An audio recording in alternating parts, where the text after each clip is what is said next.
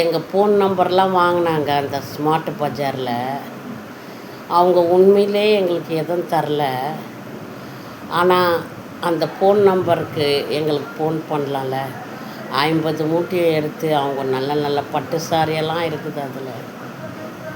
இப்படிப்பட்ட உலகம் பயங்கரமான ஒரு திருட்டுலேயும் கள்ளத்துலேயும் இந்த உலகம் காணப்படுகிறது. இந்த வயதான தாய் 50 மூட்டையை போட்டாங்களே என்று ஒரு இரக்கம் வரவில்லை.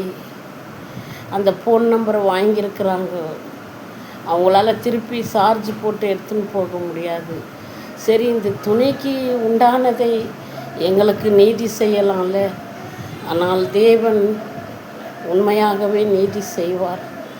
நம்பிக்கையோடு நாம் காத்திருக்கிறலாம். இப்படி ஏமாற்றம் நீங்கள் போய் அந்த ஏமாற்ற அடையாதபடி இருக்க நீங்கள் நல்லா தெளிவாக கேட்டுவிட்டு நீங்கள் கடந்து செல்லுங்க.